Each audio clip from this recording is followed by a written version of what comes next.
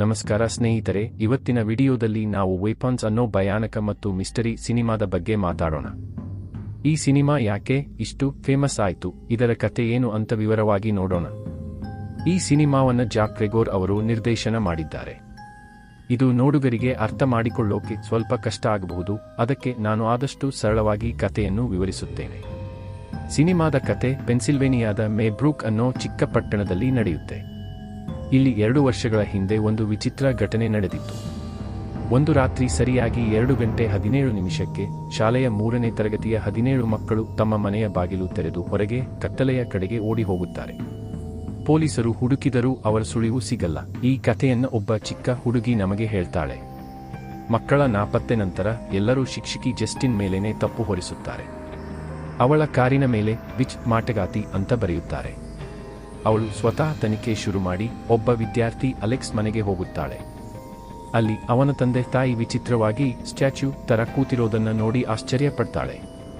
ಒಂದು ರಾತ್ರಿ ಅಲೆಕ್ಸ್ನ ತಾಯಿ ಬಂದು ಅವಳ ಕೂದಲನ್ನ ಕಟ್ ಮಾಡಿಕೊಂಡು ಹೋಗುತ್ತಾರೆ. ತಂದೆ ಆರ್ಚರ್, ನಾಪತ್ತೆಯಾದ ಮ್ಯಾಥ್ಯೂನ ತಂದೆ ಆರ್ಚರ್ ತನ್ನ ಮಗನನ್ನ ಹುಡುಕಲು ಹೊರಡುತ್ತಾನೆ. ಅವನಿಗೆ ಒಂದು ಕನಸು ಬೀಳುತ್ತೆ. ಅದರಲ್ಲಿ ತನ್ನ ಮಗ ಮನೆಯಿಂದ ಓಡಿ ಹೋಗುವ ದೃಶ್ಯ ಮತ್ತು ಮನೆಯ ಮೇಲೆ ಒಂದು ದೊಡ್ಡ ರೈಫಲ್ ವೆಪನ್ ಕಾಣಿಸುತ್ತೆ. ಇದರ ನಂತರ ಅವನು ನಕ್ಷೆಯನ್ನು ನೋಡಿ ಮಕ್ಕಳು ಓಡಿ ಹೋದ ದಿಕ್ಕನ್ನು ಗುರುತಿಸುತ್ತಾನೆ. ಎಲ್ಲ ರೇಖೆಗಳು ಅಲೆಕ್ಸ್ನ ಮನೆಯಲ್ಲಿಯೇ ಸೇರಿಕೊಳ್ಳುತ್ತವೆ. ಮಾಟಗಾತಿ ಗ್ಲಾಡಿಸ್ ಪರಿಚಯ. ಇಲ್ಲಿ ಕತೆಗೆ ಮತ್ತೊಂದು ಪಾತ್ರ ಸೇರುತ್ತೆ. ಇವಳೇ ಅಲೆಕ್ಸ್ನ ದೊಡ್ಡಮ್ಮ ಅಂತ ಕರೆಸಿಕೊಳ್ಳುವ ಗ್ಲಾಡಿಸ್. ಇವಳು ಮಾಟಗಾತಿಯಾಗಿದ್ದು ತನ್ನ ಮಾಟಮಂತ್ರದ ಶಕ್ತಿಯಿಂದ ಜನರನ್ನು ತನ್ನ ನಿಯಂತ್ರಣಕ್ಕೆ ತೆಗೆದುಕೊಳ್ಳುತ್ತಾಳೆ. ಇವಳು ಪ್ರಿನ್ಸಿಪಲ್ ಮಾರ್ಕಸ್ನನ್ನು ತನ್ನ ಕೈಗೊಂಬೆಯಂತೆ ಆಡಿಸಿ ಜಸ್ಟಿನ್ ಮೇಲೆ ದಾಳಿ ಮಾಡಲು ಕಳುಹಿಸುತ್ತಾಳೆ.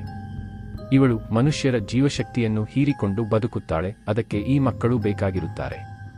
ತನ್ನ ಪೋಷಕರು ಮತ್ತು ಮಕ್ಕಳು ಗ್ಲಾಡಿಸ್ನ ನಿಯಂತ್ರಣದಲ್ಲಿರುವುದನ್ನು ನೋಡಿ ತುಂಬಾ ದುಃಖಿತನಾಗುತ್ತಾನೆ.